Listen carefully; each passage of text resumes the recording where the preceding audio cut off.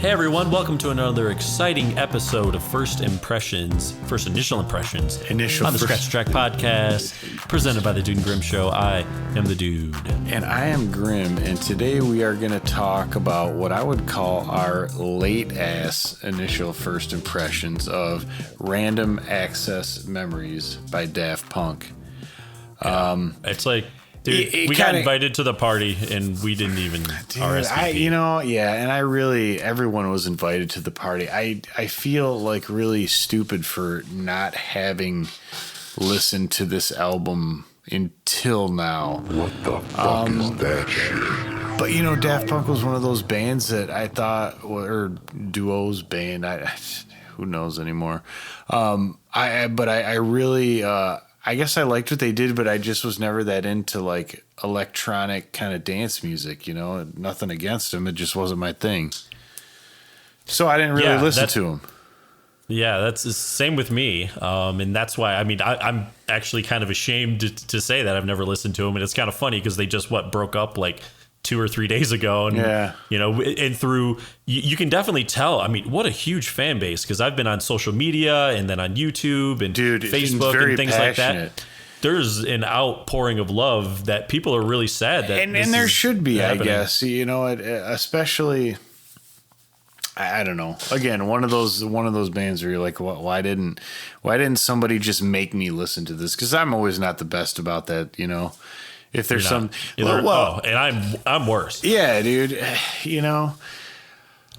But of course, I heard Get Lucky, and I want to say I had heard Lose Yourself to Dance, which is interesting because upon hearing those, one would have thought for an electronic kind of duo that the way they did these songs, it sounded more disco-y, was that they just took samples and did just an awesome job cutting up samples and adding some synth to it and stuff. But a very good friend of the show, Forrest, sent me an article from Sound on Sound publication that talks about the recording of this album. And dude, it was pretty badass, dense article, but really good.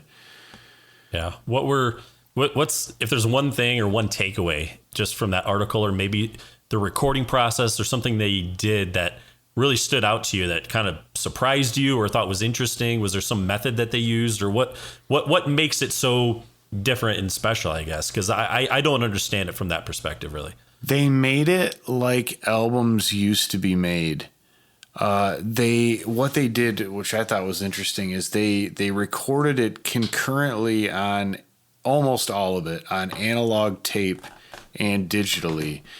And then within the sessions, they would bring in digital transfers of the tracks on tape to see what they like better. And I guess in the article it said in almost every case they went with the analog takes. Wow. But aside from some, editing and stuff that they did in Pro Tools, in terms of like, it was people like playing together, and they hired some studio musicians and some, non-studio music or whatever. And they used equipment that would have been available to them in the 70s and 80s. Very cool. Yeah. Wow, that's awesome. And so here's the thing. For some people who might be new to this and new to this show, every once in a while we'll do first impressions of an episode, typically of an album that has just been released. Now, we are aware that this album's been out since May of 2013, so it's been a while. But it wasn't until basically they broke up and our friend Forrest pointed it out, and then he sent you that article that I was kind of like, I should check these guys out. Now, dude, I've only listened to this album twice, and again, we're talking about Random Access Memories. Ram. And I'll tell you what, man. For sure. Or Ram, not to be confused with Paul McCartney's Ram. I know. And when he was texting, I was like, dude, I didn't know Forrest was that into Ram. That's one of my favorite albums. Yeah, it's fucking great, right? Yeah. But here's the thing. When I put it on and I listen to the first few songs, dude, it reminds me of that scene in Trainspotting when Ewan McGregor shoots up. Like he's the one, he's got to be the guinea pig. He's got to test shooting up and doing the H, and you just see him and he shoots up. He's like, it's good. It's really fucking good. Like, dude, that's exactly what it was like after the first couple songs. I was like, damn, this I've 100% been missing out. And for me, I'm one of those fans, the kind of people when it comes to Daft Punk that the people that I shouldn't say dislike or hate, but when you say to people like, you're talking about music, I'm like, oh man, I really love, I love Radiohead. And they're like, oh yeah, Creep's my favorite. Or somebody who's like, oh, you talk like, about Nine Inch Nails, guy. and they're like Closer's amazing. I'm like, oh yeah, Daft Punk, Around the World. Oh, okay, yeah, cool. Yeah. Yeah. And I'm sorry, I'm just that guy on this one. Yeah, I just am. I know. But it is my goal. It is my goal to not be that guy in about a couple of weeks or a month. So yeah. Well, one thing that I always, when I think one of my first cues is as I was listening to LCD Sound System's first album, and I think the first track on the album is called Daft Punk is Playing at My House. Oh yeah, you're right. It is. I think. And you listen to that, I'm like, dude, he opened his album with a shout out to another band. Like that's saying something. Good on you, mate. Yeah. So definitely.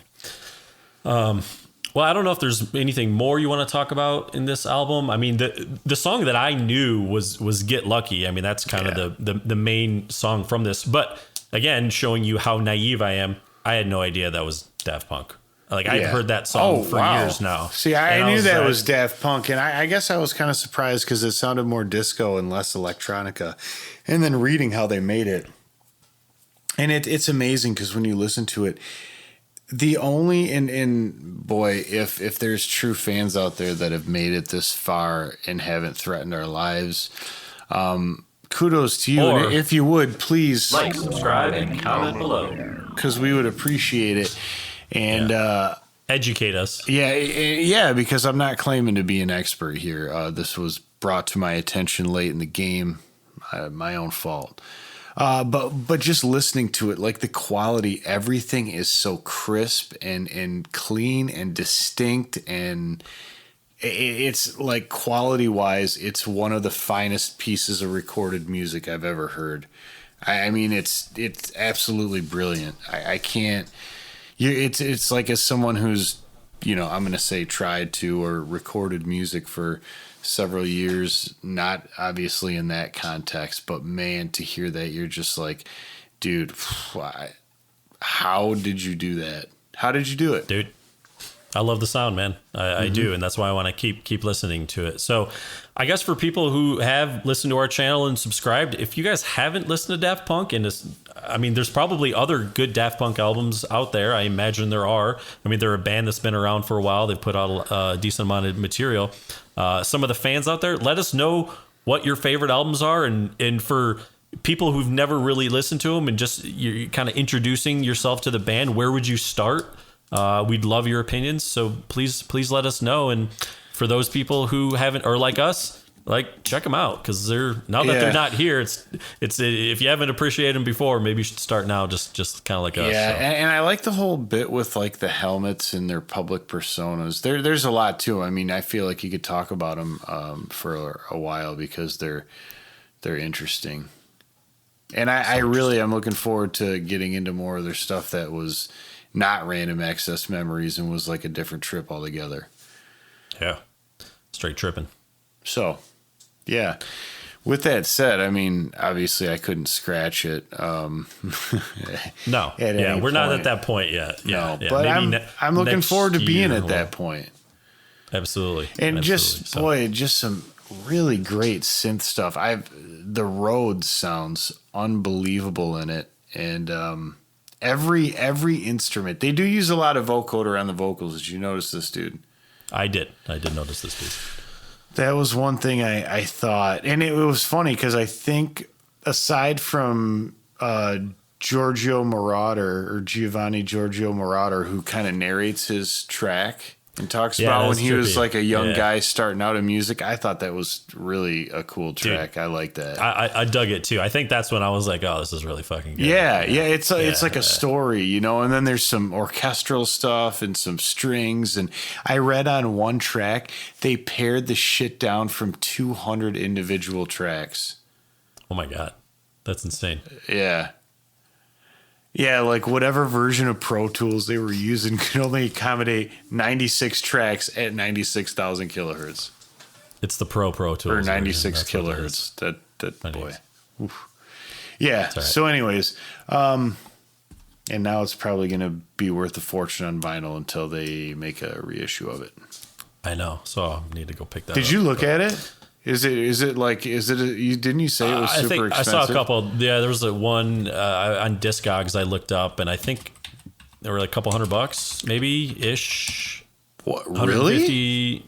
Yeah, I think so. I think that was yesterday when I looked up. For like sealed mint. Yeah, that's I'm pretty sure.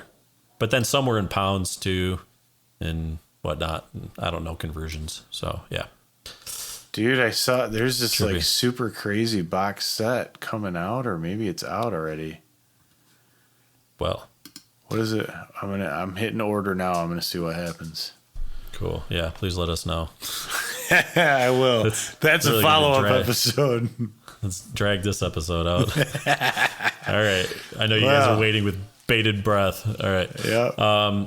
I think until next time, ladies and gentlemen, this might be a special episode. This might be a Friday one. So if you haven't seen us on a Friday, well, Yeah, here we dude. are on Turn Friday. around, hit the button, and count down to self-destruction, just like in the video.